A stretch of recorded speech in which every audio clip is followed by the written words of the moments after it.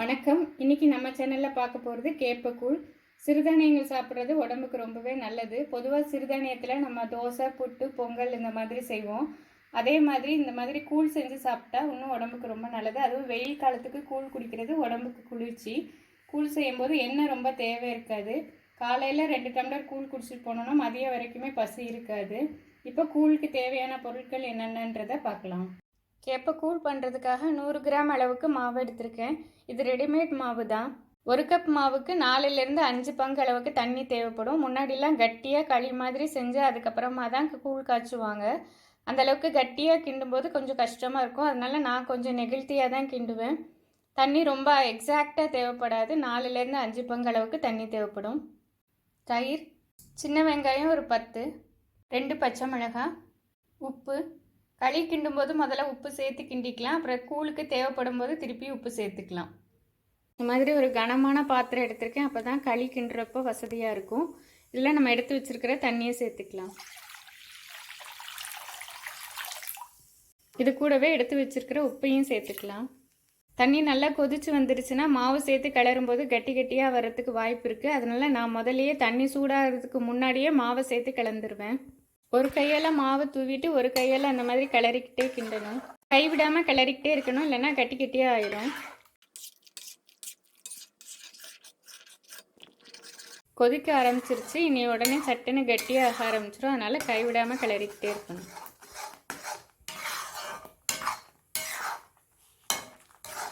வெந்ததுக்கப்புறம் இது நல்லாவே கலர் மாறிடும். கொஞ்சம் டார்க் கலராக ஆயிரும்.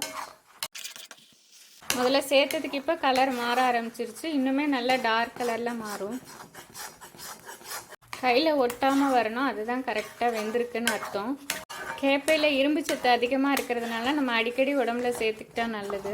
இந்த மாதிரி கேப்பை கூழ் செஞ்சு குடிக்கும்போது உடம்புக்கு ரொம்ப குளிர்ச்சி. வெயில் காலத்தில் எதுவும் முக்கியமாக இதை குடித்தோன்னா உடம்புக்கு ரொம்ப குளிர்ச்சி.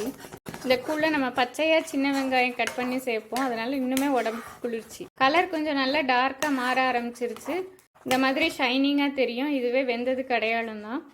இருந்தாலும் இது செக் பண்ணிக்கிறதுக்காக கையில் தண்ணியை தொட்டு பார்க்கும்போது கையில் ஒட்டாமல் வரணும். அதுதான் வெந்ததுக்கு உண்டான பக்குவம்.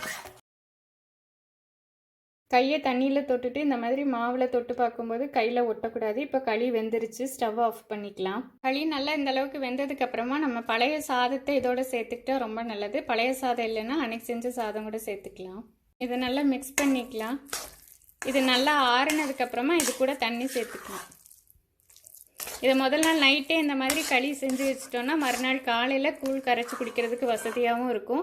முதல் நாள் நைட்டே கேப்ப களி செஞ்சு வச்சா தான் உடம்புக்கு ரொம்ப குளிர்ச்சி. அதனால் முதல் நாள் நைட்டே இந்த மாதிரி செஞ்சு வச்சிடணும். இது நல்லா ஆறுனதுக்கப்புறமா இது கூட தண்ணி கலந்துக்கலாம். இந்த மாதிரி ஒரு பாத்திரத்தில் தண்ணி எடுத்து வச்சுருக்கேன். இது கூட நம்ம செஞ்சு வச்சுருந்த களியையும் சேர்த்துடலாம்.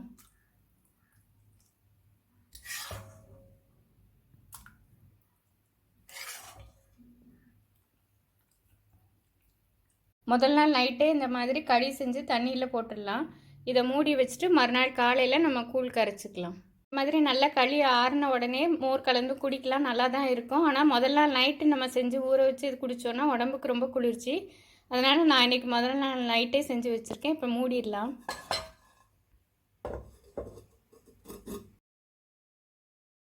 நைட்டு ஊறினதுக்கப்புறமா காலையில் இந்த மாதிரி இருக்கும். மண்பானையில் போட்டதுனால இன்னுமே கொஞ்சம் ஜில்லுன்னு இருக்கும். சாதாரண நம்ம எவர் சில்வர் பாத்திரத்தில் கூட நம்ம ஊற வச்சுக்கலாம். இப்போ இதை நல்லா கையில் பிசைஞ்சாதான் ஈவனாக கரையும். அதனால் நம்ம நல்லா கையில் மிக்ஸ் பண்ணிக்கலாம். கையில் நல்லா கட்டியே இல்லாமல் கரைச்சாச்சு.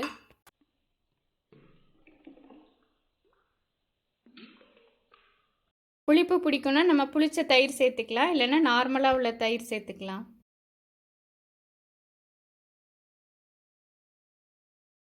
இப்போ தயிரையும் கலந்தாச்சு. இப்போ நம்ம உப்பு செக் பண்ணிவிட்டு தேவைப்பட்ட உப்பையும் போட்டுக்கலாம்.